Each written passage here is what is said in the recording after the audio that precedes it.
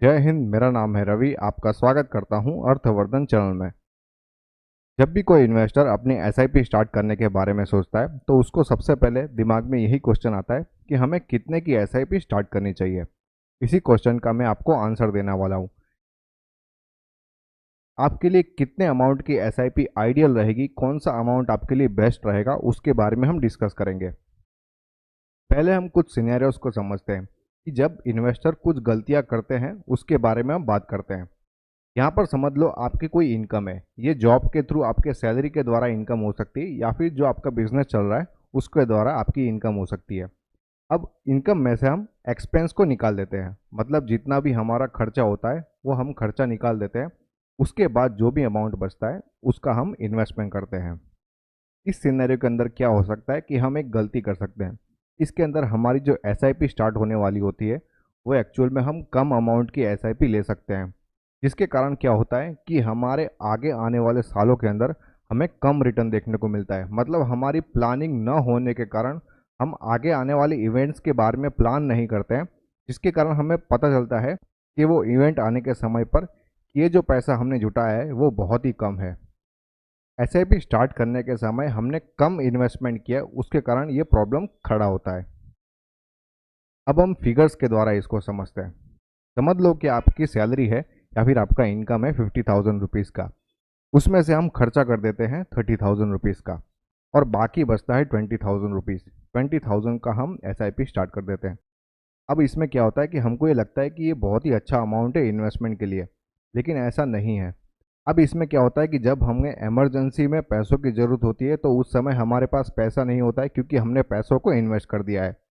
और ये भी हो सकता है कि ये जो अमाउंट है उसको हम ज़्यादा इन्वेस्ट कर सकते थे, हम अपना एक्सपेंस को कम करके इस अमाउंट को हम ज़्यादा भी कर सकते थे, लेकिन ऐसा हम अच्छी तरीके से प्लानिंग किए बिना 20,000 की एसआईपी स्टार्ट कर देते हैं, जिसके कारण हमें ऐसा प्रॉब्लम फेस करना पड़ सकता है।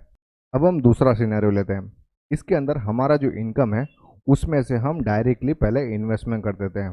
ये सबसे बड़ी गलती है। इसके बाद हम अपने खर्चे के बारे में प्लान करते हैं। अब इसके अंदर क्या होता है कि हम अपने इन्वेस्टमेंट के बारे में ज़्यादा सोचते हैं और हम इन्वेस्टमेंट भी ज़्यादा करते हैं, ताकि आगे आने वाले जो समय के अंदर अगर हमें पैसों की ज़रूरत पड़ती है तो हमें हमारे पास पैसे नहीं होते हैं, हमको आजू बाजू से कहीं से भी अपने पैसों को जुटाना पड़ता है। ये एक बहुत ही खतरनाक सिचुएशन है। अगर आपने इन्वेस्टमेंट किया है लॉन्ग टर्म के लिए और आपके पास ही पैसों की अवेलेबिलिटी ना हो तो ये सिचुएशन केओस क्रिएट करती है और ये आपको बहुत ही शर्मनाक सिचुएशन में भी डाल सकती है। आपको हमेशा अपने इन्वेस्टमेंट से पहले पूरी तरीके से प्लानिंग करनी चाहिए। अब इसको हम फिगर्स के द्वारा समझते हैं। समझ लो कि आपकी इनकम है 50,000 रुपीज़ की। उसमें से आप इन्वेस्टमेंट कर देते हो 30,000 रुपीज़ का, जो कि बहुत ही ज़्यादा अमाउंट है अब मेरे हिसाब से। अब लास्ट में आप अपने खर्चों को यहाँ पर मैनेज करने की कोशिश करते हो, मतलब आपने अपने इनकम में से इन्वेस्टमेंट कर दिया, अब आप अपने खर्चे के बारे में सोचना शुरू करते हो। अब कभी क्या हो सकता है कि आप इमरजेंसी के समय में आपके पास पैसे ना हो, ये बहुत ही सिचुएशन खतरनाक हो सकती है। आपको अपनी एसआईपी ब्रेक भी करनी पड़ सकती है और जो आपने पैसा इन्वेस्टमेंट किया हुआ है उसमें से आपको पैसा रिडीम भी करना पड़ सकता है, जो कि एक अच्छा सिनेरियो नहीं है। आपके पास हमेशा पैसा अवेलेबल होना चाहिए।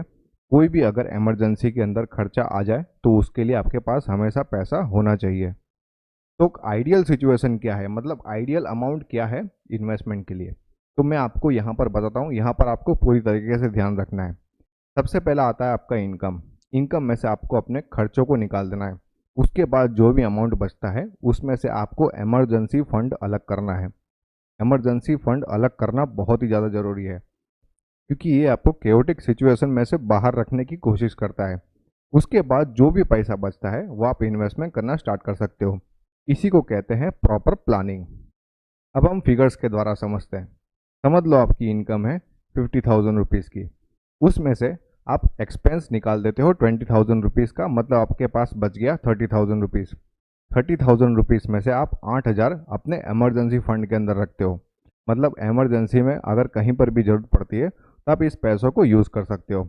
और लास्ट में बचता है जो अमाउंट वो है 22,000 का, वो आप इन्वेस्टमेंट के लिए यूज़ कर सकते हो, अपनी एसआईपी में यूज़ कर सकते हो।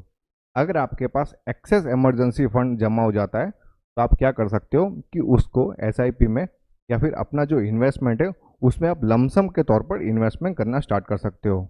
अगर आपको ये जानना है कि आपका इमरजेंसी अमाउंट कितना होना चाहिए तो आप एक बार कमेंट में लिख देना इमरजेंसी फंड, तो मैं आपके लिए अलग से इमरजेंसी फंड के ऊपर एक अलग से वीडियो बना दूंगा। अभी तक जो कुछ भी हमने समझा उसको मैं आपको ब्रीफ में बता देता हूँ।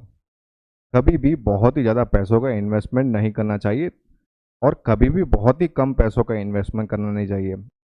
अगर आपने ज़्यादा पैसों का इन्वेस्टमेंट किया है तो आपके पास इमरजेंसी के लिए पैसा नहीं बचेगा। अगर आपने कम पैसा इन्वेस्ट किया है तो फ्यूचर के जो आपके गोल्स होंगे वो आप अचीव नहीं कर पाओगे।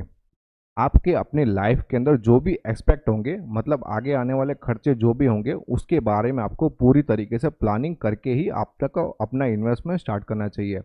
अगर आपको ये सब चीज़ें समझ में नहीं आती है तो आप बिंदास अपने एडवाइज़र से बात कर सकते हो। ऐसे बहुत सारे एडवाइज़र्स हैं जो आपको खुल के हेल्प कर सकते हैं और आपको ये प्लानिंग करने में भी हेल्प कर सकते हैं, ताकि आपको फ्यूचर में अच्छी तरीके से इन्वेस्टमेंट भी कर सको और आप इमरजेंसी सिचुएशन को भी अच्छी तरीके से डील कर सको। होप ये वीडियो आपको पसंद आया होगा। अगर ये वीडियो आपको अच्छा लगा तो आप अपने फ्रेंड्स और फैमिली के साथ में इस वीडियो को ज़रूर शेयर करना।